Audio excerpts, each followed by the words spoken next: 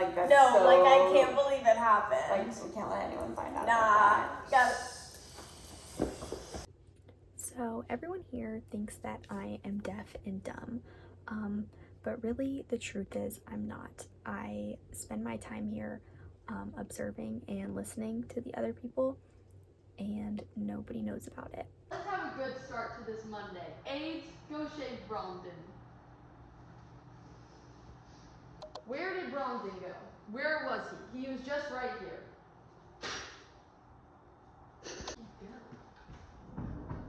Oh, there you are. Come on, let's go.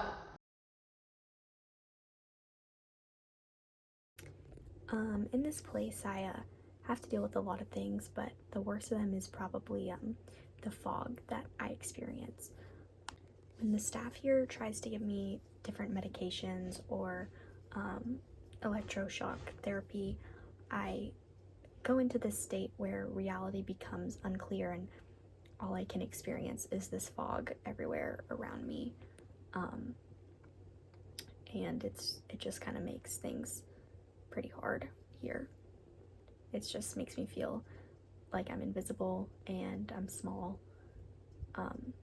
So this place is like a machine. It's like a combine, and all the authority figures like Nurse Ratched are pieces of this machine, and they oppress us, and they're the reason for this fog, this feeling that we need to conform and become invisible and hide. And it's really a hard place. Yo, what up? Just came straight from the farm. It's McMurphy. McMurphy, you have to take your shower and do your thermometer stuff. No, I'm not doing that. You have to. No. No, but you have to. No. He's acting exactly like Maxwell Tabor. No, I know, he's a bad one. Like, who's the top dog around here? I think the Harding, the president of the council. So, I heard you're the top dog around here. What's your name? Are you new? Oh, I'm McMurphy. I just transferred over from the work farm. Nice to meet you. I'm Harding. Nice to meet you. So you want to like give that position to me? You know what? Sure. Well, so basically when McMurphy came in, I felt the need that I should give my leadership position to him, because I know that he's gonna have less of a fear of standing up to authority, and you know, I really think we need this change on the ward. So yeah, I'm really not too worried about giving my position up to him. This music is so damn loud. It's always playing. Can we not turn it down or something? No one's ever tried. Hey, nurse!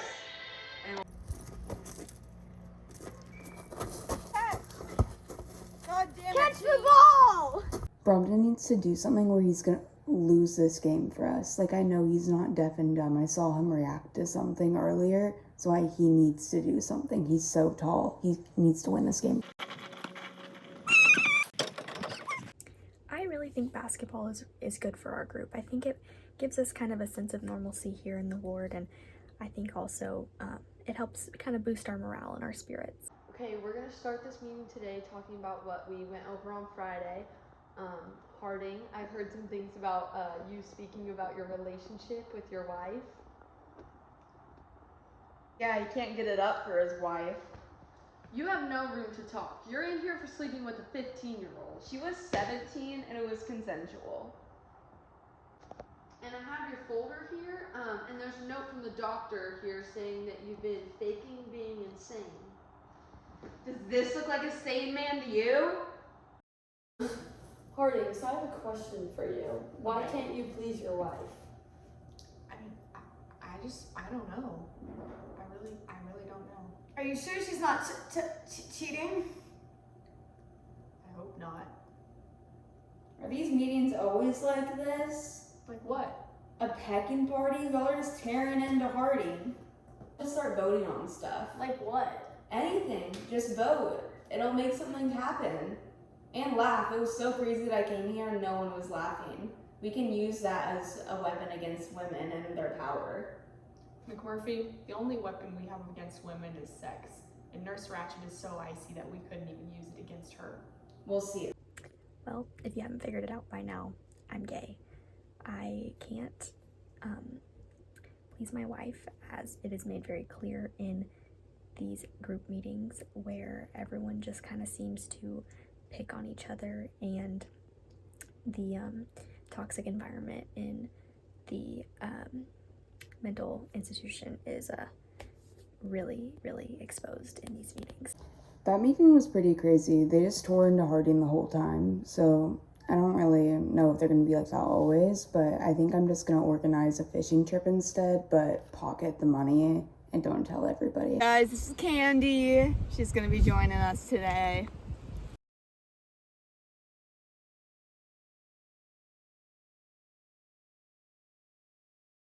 Good job, boys. Y'all are doing really good. Really getting the hang of it. I think like y'all are good for like me to take a break with Candy, right? Y'all are gonna do fine. Guys, what is going on? Get a hold of yourselves. Come on, boys. Ruin everything. Trip's over, boys. We gotta get home. Oh no, we're busted. Cops! I don't know how those idiots couldn't be alone on the boat for 2 seconds, but I really want to see Candy again, so I'm going to throw a party tonight. You ever try to escape me out of here? Like, what if I could just remove that?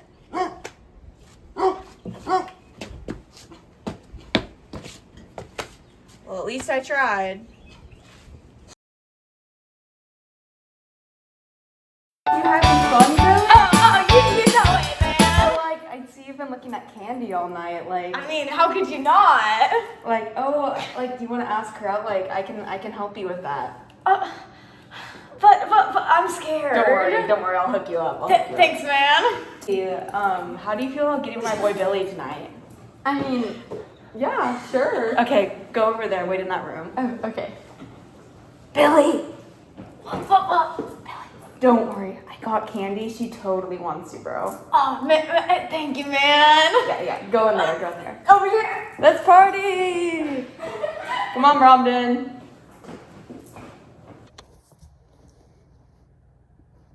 I haven't told anyone except for Bromden, but I'm probably going to escape to Canada tonight because there's no way I'm getting out of here if I can only get out if Nurse Ratched lets me. Because she's not going to. There's no way. She's too much of a machine.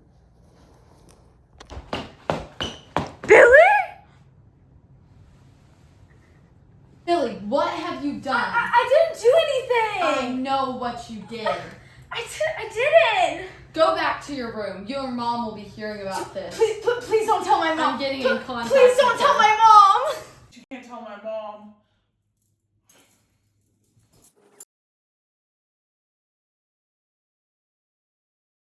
This is all your fault. You did this. You killed him. Stop! No, let me at her. I don't really regret choking Nurse Ratched. Like, she really deserved it because she was trying to blame me for Billy's death, even though it was entirely her fault because she knew that threatening to blame his mother, that he would react badly to that. But people have been saying that she's probably going to give me a lobotomy, so we'll see how that goes. McMurphy has really impacted my life and really inspired me, and I think it's time for me to get out of this place, to get out of the fog and the combine and be my own person. I want to feel like I'm big again. I can't keep living like I'm invisible and I'm small, and I need to follow in McMurphy's footsteps to achieve that for myself. So this is it. I need to leave.